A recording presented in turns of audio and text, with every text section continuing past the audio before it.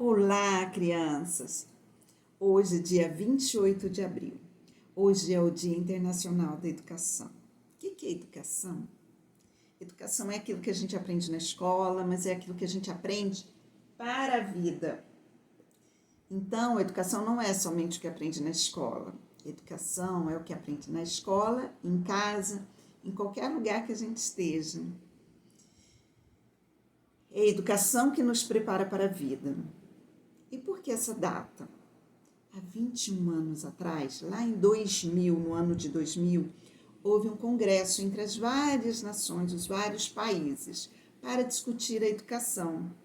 E aí eles definiram lá essa data, porque foi a data em que foi realizado o congresso, e eles definiram que a educação seria para todos. Ou seja, todas as nações, todos os países iriam trabalhar, batalhar para garantir que a educação fosse para todos. E aí a gente está 21 anos depois, com a pandemia, que mostra claramente que a educação não está sendo ofertada para todos, ou não é do alcance de todos. Nós temos muitas famílias que não têm nenhum celular para se conectar à escola para estudar, ou se conectar ao professor para estudar. Isso é muito triste. Nós temos famílias que não têm acesso à internet. Então, educação ainda não é para todos. A gente ainda tem locais em que tem crianças que não têm acesso à escola. Isso é triste. Mas o que eu posso falar para você hoje, nesse dia, que a gente tem que trabalhar muito para isso. Vocês serão adultos e vão continuar lutando pela educação, seja pela educação dos filhos de vocês, educação das crianças em geral. Mas eu quero dizer o seguinte, eu quero dizer que você é uma criança privilegiada, porque você é uma criança que você está inserido numa escola e que você tem um familiar que luta pela sua educação. Luta muito, gente, luta muito.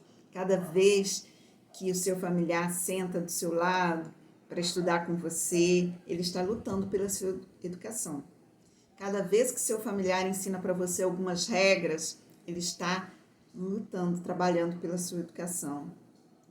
Então, gente, eu quero que vocês hoje, no Dia da Educação, dêem um super abraço nessas pessoas que lutam junto com você pela sua educação. E agradece, porque hoje é dia de agradecimento.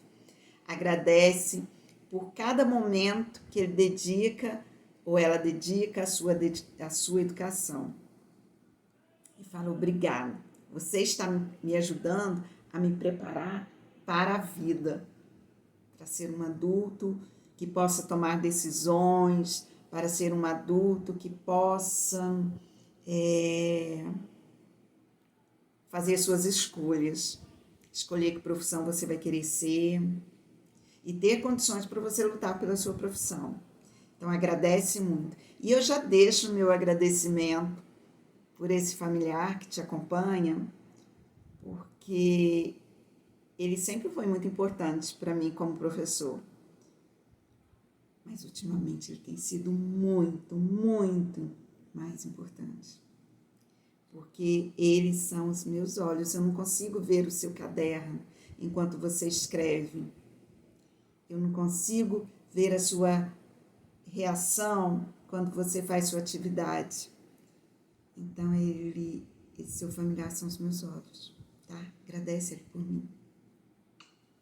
Um beijo para ele.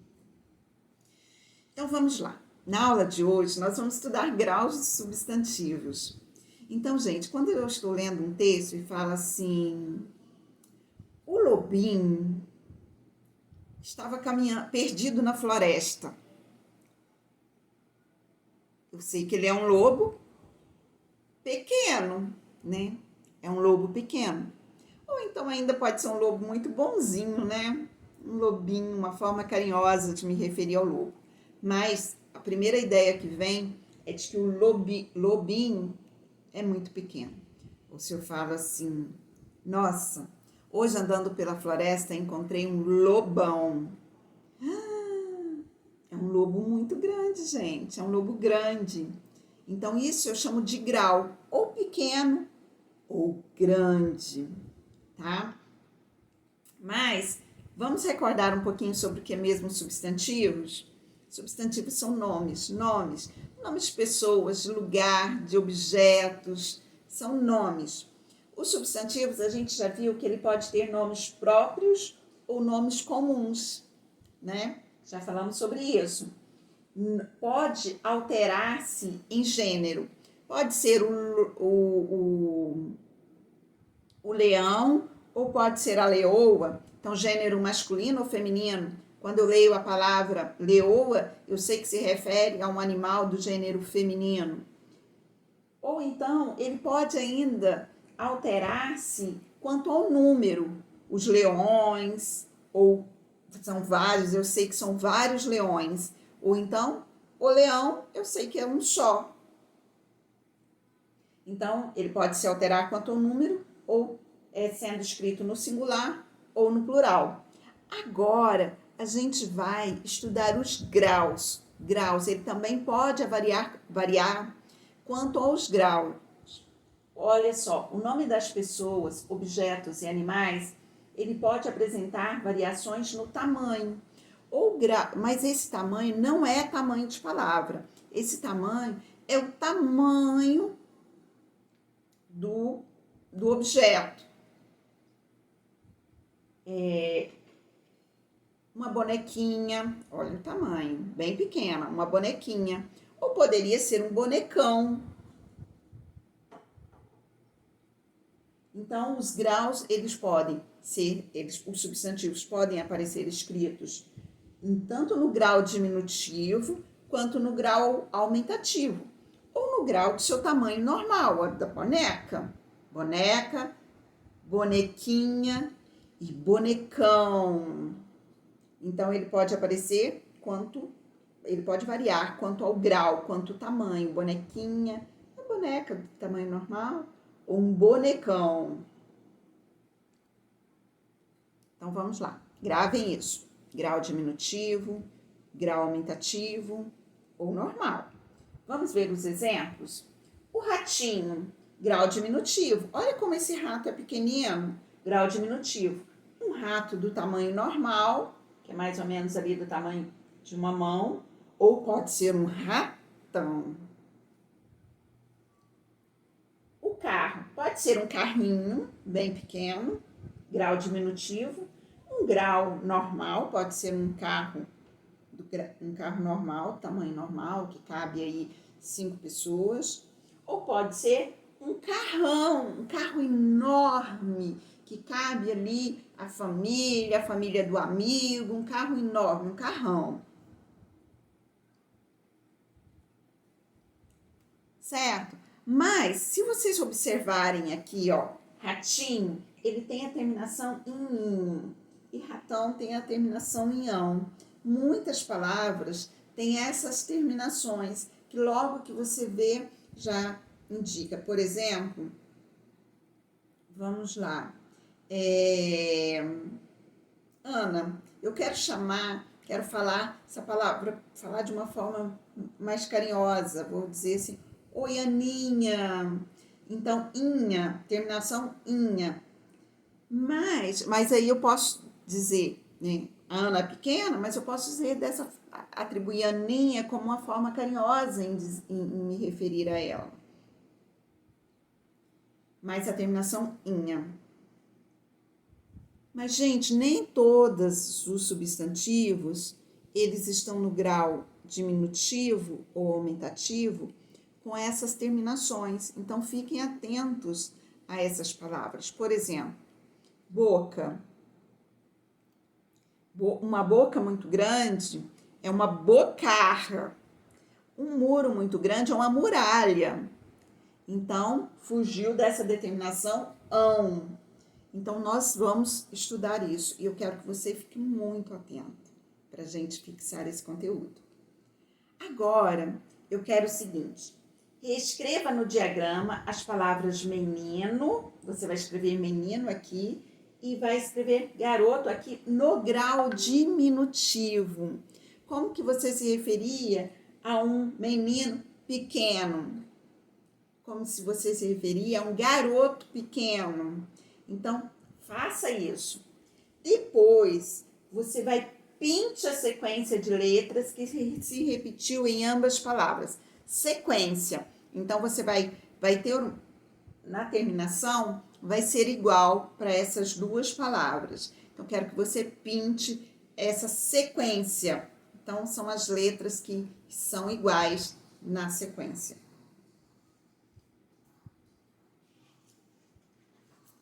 Vamos lá ler um poema?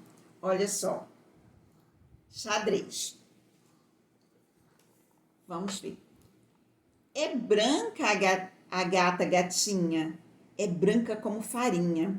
É preto gato gatão, é preto como carvão. E os filhos, gatos, gatinhos, são todos aos quadradinhos. Os quadradinhos branquinhos fazem lembrar mãe gatinha, que é branca como a farinha. Os quadradinhos pretinhos fazem lembrar o pai gatão, que é preto como carvão. Se é branca a gata gatinha e é preto gato gatão, como é que são os gatinhos? Os gatinhos, eles são todos aos quadradinhos. Esse é o poema Muralha, é o poema A Televisão da Bicharada, escrito por Sidônio Muralha. Então, vamos lá. Eu quero que você leia. Leia uma vez, mais lento, prestando atenção nesses diminutivos ou aumentativos. E depois eu quero que você leia bem rápido.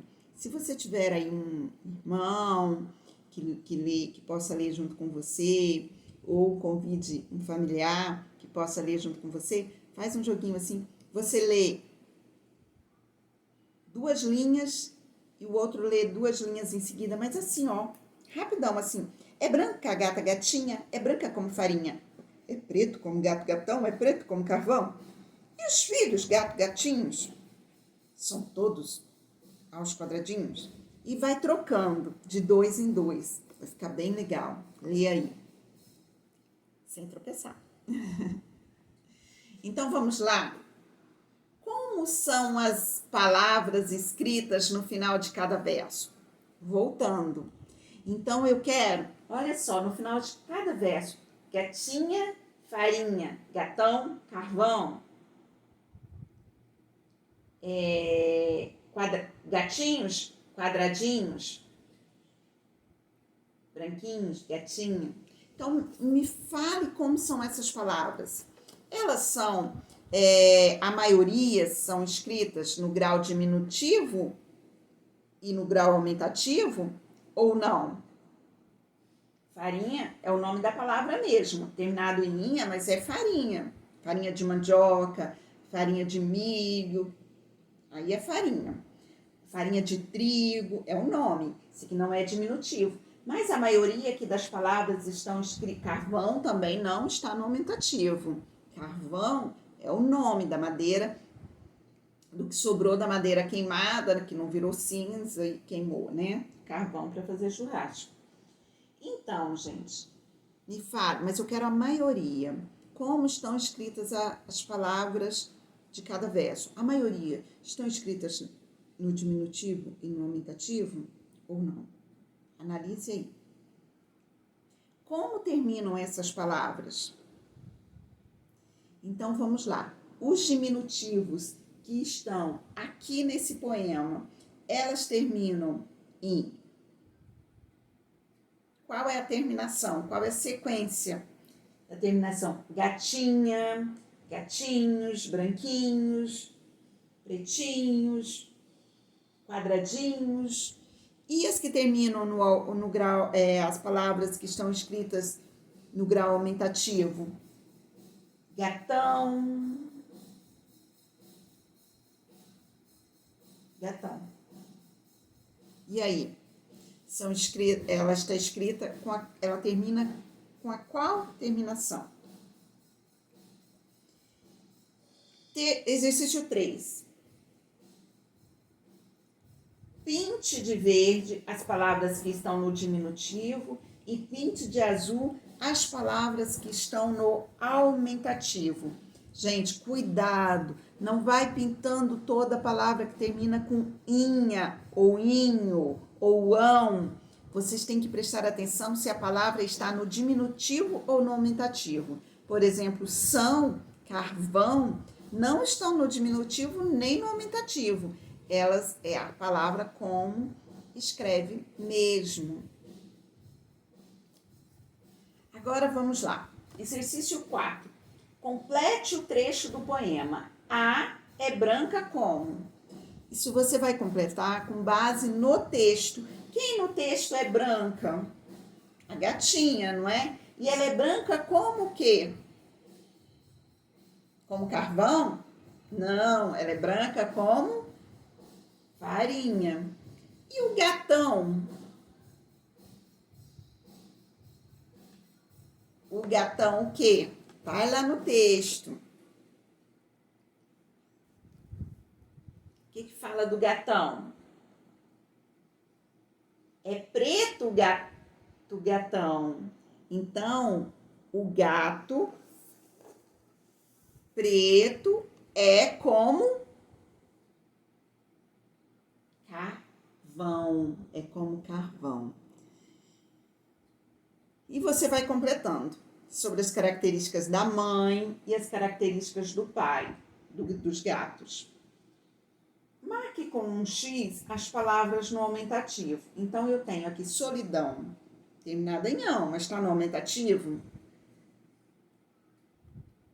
Casarão, mão e pesão. Então, quais são as palavras que estão no aumentativo? E 6, as palavras que estão no diminutivo. Joaninha, ela está no diminutivo? Joaninha é o nome do inseto. Não estou falando que a joaninha, posso ter uma joaninha pequena e posso ter uma joaninha grande. Vizinho, cachorrinho e cozinha. Eu só tenho uma palavra no diminutivo. Você vai marcar qual é essa palavra. Vamos lá para a página 24?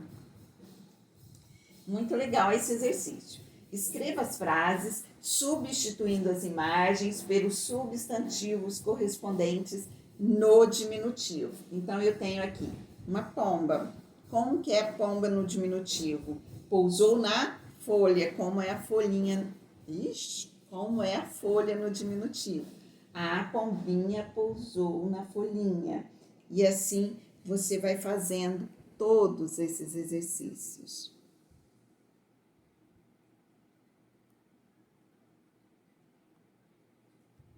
No exercício 8, escreva o grau aumentativo dos substantivos apresentados a seguir. A garrafa grande é garrafão. A panela grande é... O chinelo grande é... O garoto grande é... E o cachorro grande é... Muito bem. Agora vamos para o 9. Complete o quadro a seguir de acordo com o que se pede. Bom, aqui eu tenho eu quero grau normal, diminutivo, aumentativo. Casa, no diminutivo, casinha. No aumentativo, casarão. Eu quero que vocês leiam todos. E, se possível, leia em voz alta. Agora, copinho. Como que é o copinho no grau normal? No grau aumentativo, copásio. Cão, ele pode ser cãozinho ou pode ser um canzarrão. O fogo, um foguinho ou um fogaréu. Dedo, dedinho, fácil. O barco. Barco pode ser um barquinho ou uma barcaça. barraca, barraquinha ou o nariz pode ser também um narizinho ou um narigão. A boca pode ser uma boquinha ou uma bocarra. E assim como o muro pode ser um murinho ou uma muralha. Na página 26, nós temos os exercícios propostos. Você vai ler as afirmações seguintes e assinale V para as verdadeiras e F para as falsas. Então, vamos lá. Chuvinha é aumentativo de chuva? É aumentativo? Chuvinha? Ou é uma chuvinha pequenininha? Canecão é aumentativo de caneca? Aí você vai marcando falso ou verdadeiro. E depois leia as palavras e você vai classificá-las escrevendo-as nos quadros corretos. Então, você vai pegar essas palavras. Boca, ela é no grau normal? Escreve lá na segunda coluna, que é normal. Bom, vamos lá. Narigão, grau aumentativo. Então, você vai escrever no aumentativo. Faça isso. E agora, já tem até uma música. Nós vamos falar de um assunto que eu amo. Carta pessoal. Você já recebeu uma carta? Você sabe o que é uma carta? Já pegou uma carta na mão? Gente, há um tempo atrás, as pessoas se comunicavam por cartas. Pergunte para um familiar se ele recebeu cartas, se ele já escreveu cartas. Então, era o seguinte, a gente não tinha e-mail, não tinha WhatsApp, não tinha. Então, escrevia-se carta. E há muito tempo atrás, não tinha quase... as pessoas não tinham telefone celular e nem telefone fixo nas casas. Eram poucas famílias que tinham os telefones fixos. Então, você mandava notícia pela carta. Se alguém ficasse doente, escrevia uma carta. E quem leva a carta? O carteiro. A carta vai pelo correio. Então, uma agência de correio, ela transporta uma carta para outra cidade e lá o carteiro faz a entrega até na sua casa. Esses são órgãos, a agência de correios é uma empresa federal, é uma empresa nossa, todo mundo é um pouquinho dono da empresa, da agência de correios. Então, vamos lá. Então, o carteiro, coitado, anda para entregar a sua carta. Hoje ele entrega mais, são encomendas que a gente compra pela internet, né? Mas ele já entregou muita carta. E quando o carteiro chega com uma carta na mão, aquele dia é especial. É especial receber uma carta. Então, vamos lá. As cartas vêm desse jeito aqui, ó, dentro de um envelope. O envelope tem o selo, que é do valor que você pagou para postar a carta, para colocar lá no correio, para enviar. E vem escrito aqui o endereço para de quem vai receber a carta e o endereço de quem enviou. Caso chega lá, o carteiro não consegue entregar, bom, a carta não conseguiu entregar, tem que voltar para você. Por isso tem que ter os dois endereços.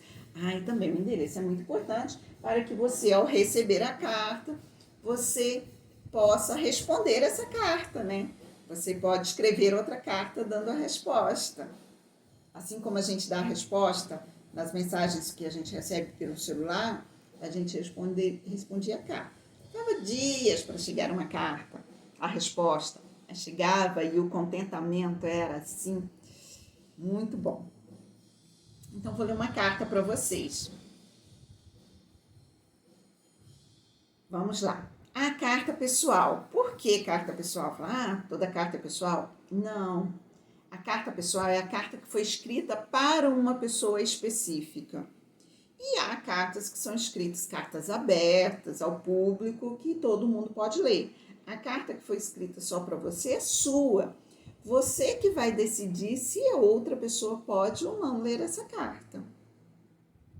A carta é sua, é pessoal, é sua. Então, é muito comum ainda, ver aí com alguma avó se tem uma caixa de cartas, ou sua mãe.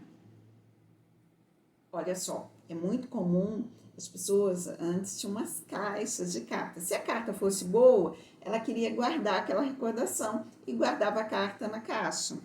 Ou então, se ela não gostou, muitos amassavam e jogavam a caixa fora, a carta fora.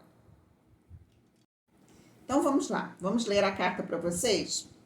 Olá, turma do terceiro ano. Sou um antigo meio de comunicação, mas ando um pouco esquecido. Hoje me trocaram por e-mail, WhatsApp e até carta de vídeo no celular, chamada de vídeo no celular. Já aproximei muitas pessoas, matei a saudade de outras, levei boas e más notícias, fiz muita gente chorar, marquei muitos encontros e fiz tristes despedidas. Causei conflitos e amores, uni casais, fiz amigos em todo lugar. Já fui.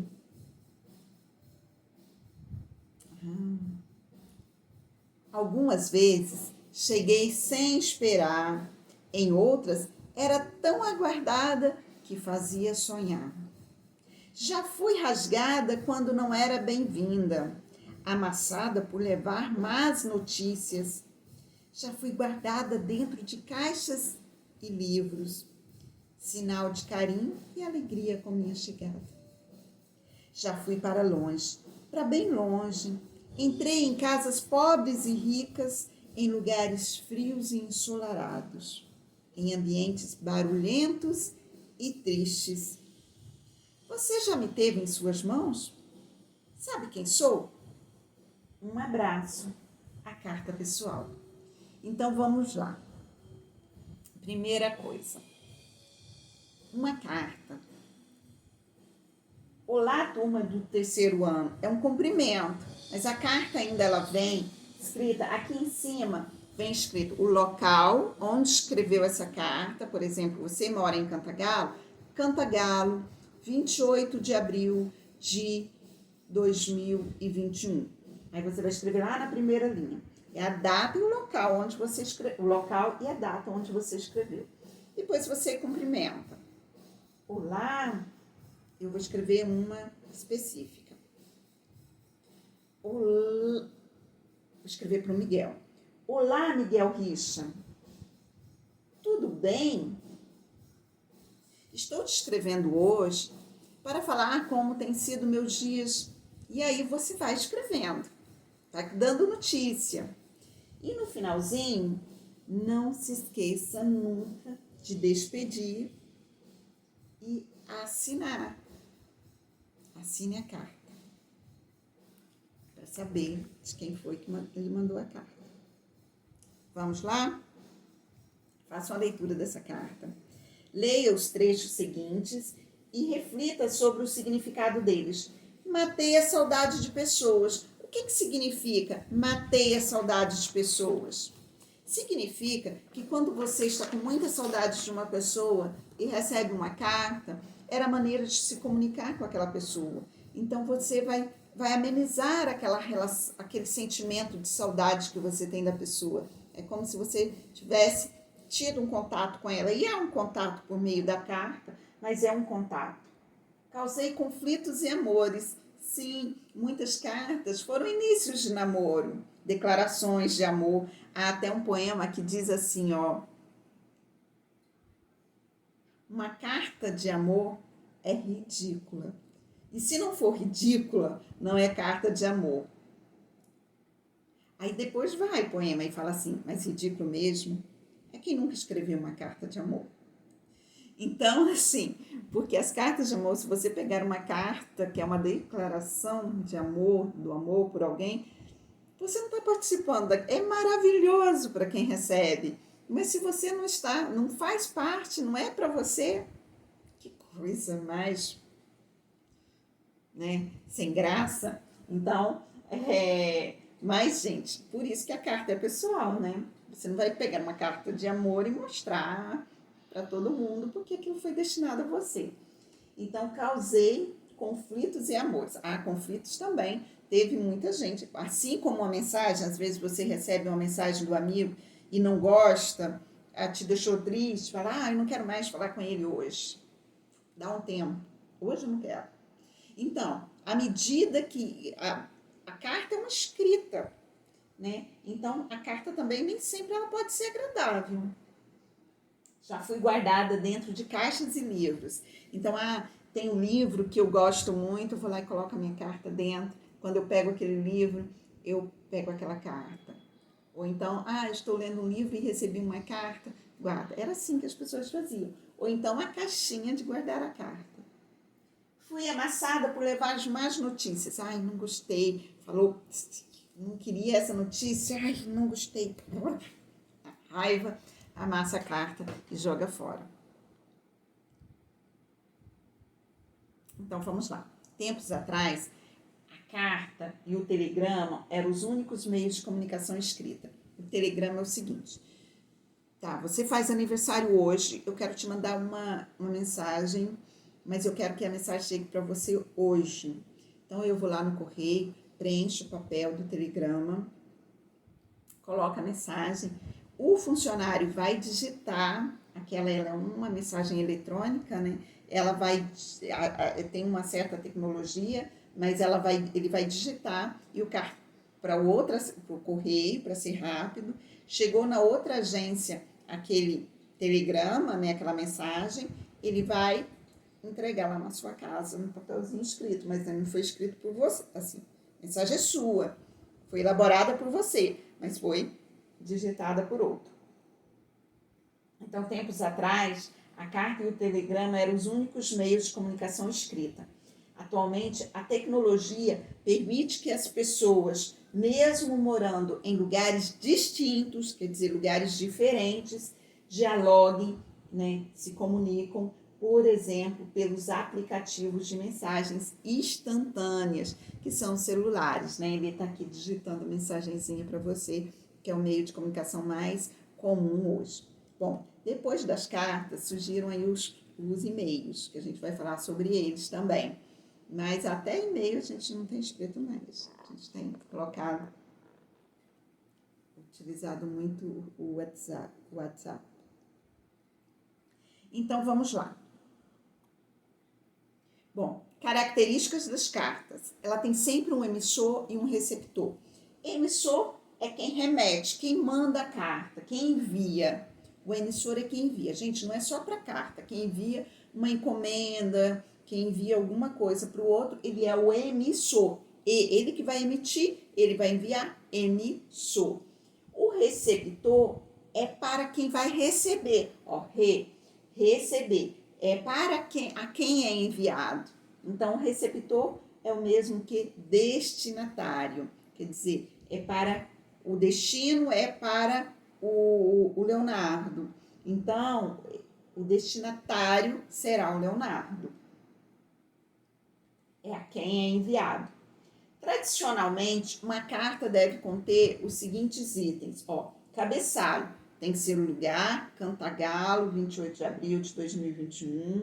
Saudação, olá, Leonardo, como vai? São os cumprimentos iniciais. A mensagem, que é aquilo que eu desejo transmitir, o que eu quero contar nessa carta, o que eu quero falar, o que eu quero perguntar.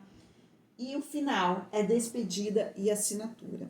Então, a despedida, abraços, estou com saudades, enfim, Enia Mara de Carvalho. Como enviar as cartas? Vamos lá. Eu escrevo a carta, vou colocar no envelope desse que a gente compra prontinho na papelaria.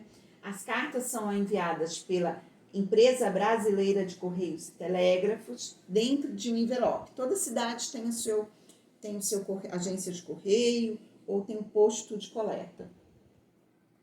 À frente do envelope traz os dados do destinatário.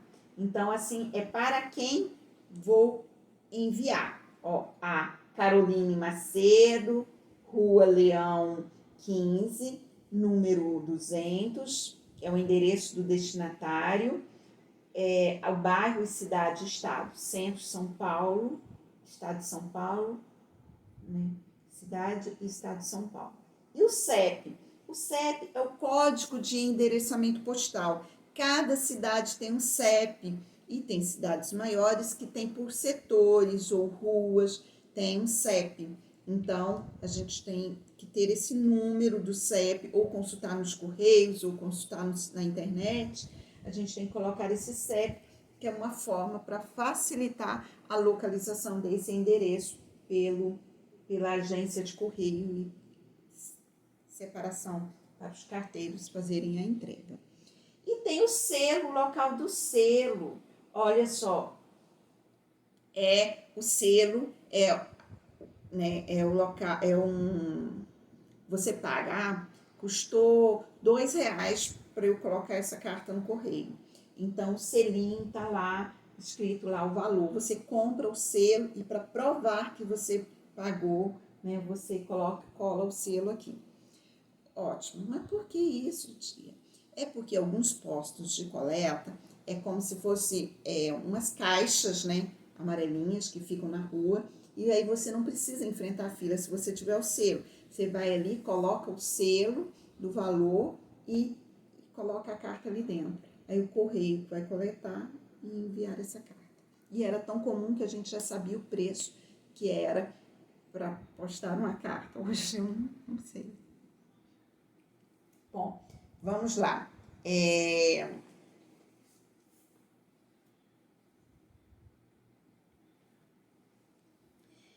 Bom, no verso do envelope, que é onde a gente fecha o envelope, tem o seguinte, os dados do remetente, que é seus dados, que se é você quem envia a carta, você é o remetente. Então, vem aqui, remetente, vou colocar aqui. Aqui é a Maria Gonçalves, né, o nome. O endereço, você vai colocar o endereço, Rua Piauí, número 200, Jardim Bela Vista. E a Marina Gonçalves mora em Ribeirão Preto, São Paulo. E aqui está o CEP de onde ela mora, da rua em que ela mora. Lá em Ribeirão é por rua. Ótimo. Já finalizando nossos exercícios, aqui eu tenho uma carta que o escritor Monteiro Lobato escreveu para uma leitora. Então, vamos fazer os exercícios de 1 a 7?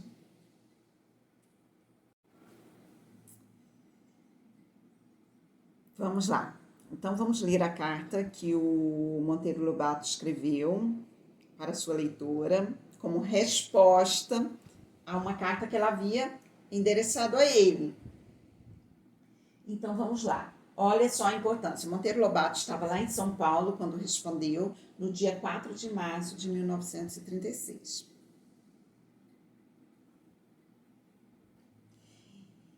Então, vamos. Maria Luísa, resposta dele. Então, os cumprimentos. Maria Luísa. Vamos ver o que ele quis dizer a ela. Corpo da carta. Só hoje recebi sua cartinha tão interessante e também o retrato, que é pena estar tão apagado. Não pude ver direito a carinha da amiguinha pelotense. Emília, que estava ao meu lado, leu também sua carta e disse: sim, senhor, está aqui uma menina que bem merecia morar no sítio de Dona Benta e tomar parte de nossas aventuras. Sabe alemão e tem personalidade. Emília está aprendendo inglês. O Visconde também veio ler a carta e ficou assanhado quando soube que a carta de Maria Luísa tem já 110 volumes e deu um pulo de alegria quando viu que Maria Luísa trata a tal aritmética da Emília de aritmética do Visconde. Eu fiquei ainda mais contente de ver que tem uma leitorazinha de 12 anos que vale muito mais do que os leitores de 30 ou 40. Nada me causa maior encanto do que encontrar uma criança que seja realmente inteligente, que tenha originalidade e também personalidade. Você, porém, Maria Luísa, vai para o primeiro lugar. Passou a perna em todas. Se morasse aqui em São Paulo, havíamos de ser amigos. As pessoas inteligentes viram logo amigos íntimos. Então, ele falou que ele era inteligente e que ele seria amigo de Maria Luísa, que também era muito inteligente. Pelo que vejo, é muito estudiosa. Continue, aperfeiçoe-se em línguas. Assim poderá ter muitos livros interessantes que há nas outras literaturas. Então, estude inglês, estude francês, estude espanhol, que aí ele pode ler livros em português e pode ler livros em espanhol. Imagino que a Maria Luísa tenha falado dos livros, né, que ela lê. Adeus, boa amiguinha. Ando com a ideia de fazer um voo de Condor. Gente, Condor é um avião usado. Condor é um avião usado na época. Que o nome de uma grande ave nome de uma grande ave que tinha na Cordilheira dos Andes. Então, esse avião Condor era o avião da época. Então, olha só. Adeus, boa amiguinha. Ando com a ideia de fazer um voo de Condor até Rio Grande e chegar em Pelotas.